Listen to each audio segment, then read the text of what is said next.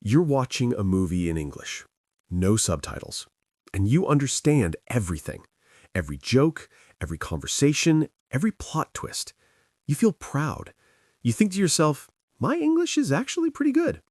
Then someone asks you a simple question, how was your weekend? And suddenly your mind goes completely blank.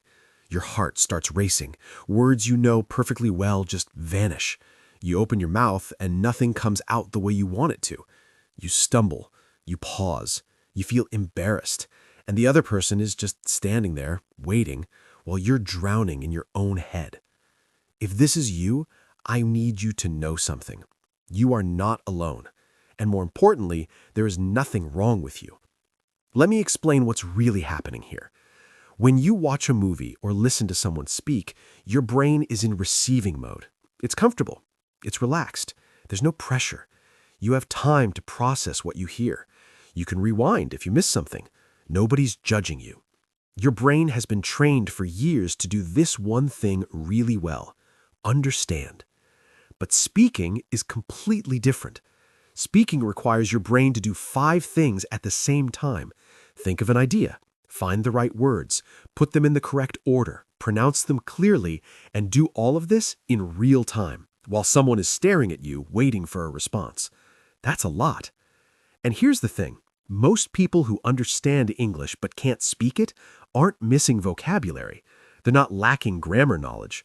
What they're missing is practice under pressure, practice being uncomfortable, practice making mistakes in front of others. Your brain has learned to understand English, but it hasn't learned to produce it. And those are 2 completely different skills. Think about it this way. You can watch a chef cook a perfect dish and understand every step, but that doesn't mean you could walk into a kitchen and cook it yourself.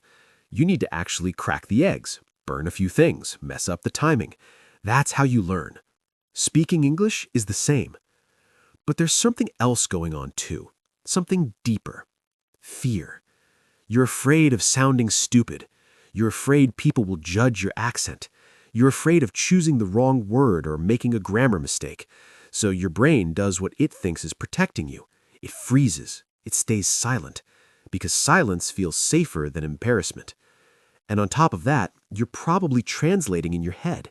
Someone says something in English, you translate it to your native language, you think of a response in your native language, then you try to translate it back to English, and by the time you've done all that, the conversation has already moved on. You feel slow. You feel frustrated. But you're not slow. You're just taking the long route. Let me tell you about someone I know. Her name was Amira. She moved to an English-speaking country for work. She had studied English for 10 years. She could read novels, she could watch TV shows without subtitles, she aced every grammar test. But in meetings at work, she never spoke. She would sit there, understanding every single word, but too terrified to open her mouth. One day, her manager asked her a direct question in front of everyone. She panicked. She said something, but it came out broken and awkward. She felt humiliated. That night, she cried and thought about quitting. But then something shifted.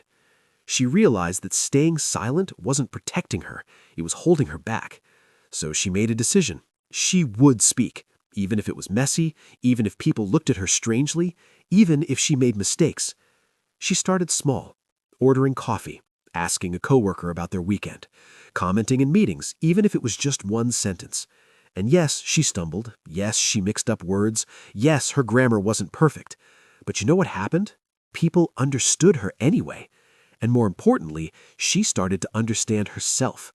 She realized that communication isn't about perfect sentences. It's about connection. It's about trying. 6 months later, Amira was leading presentations, not because her English became perfect, but because her fear became smaller than her courage. And that's what I want you to hear today. You don't have a language problem. You have a confidence problem. And confidence doesn't come from studying more. It comes from doing more, from being willing to sound foolish, from letting go of perfection. Fluency isn't about knowing every word. It's about being comfortable with the words you do know.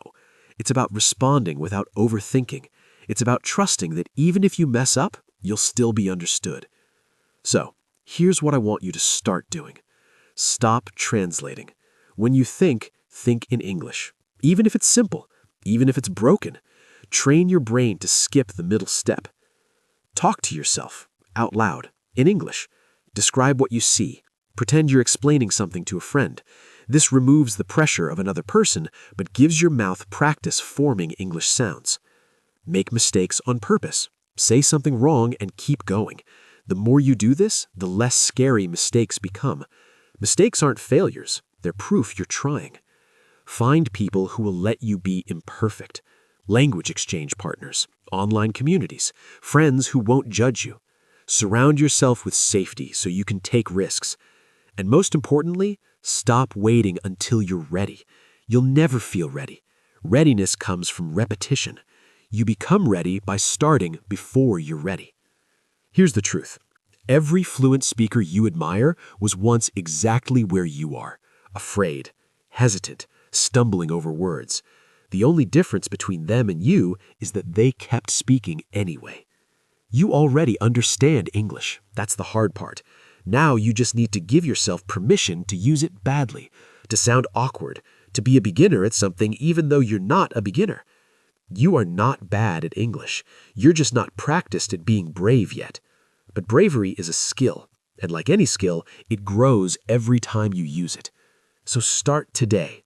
Say something, anything, even if your voice shakes, even if the words don't come out right.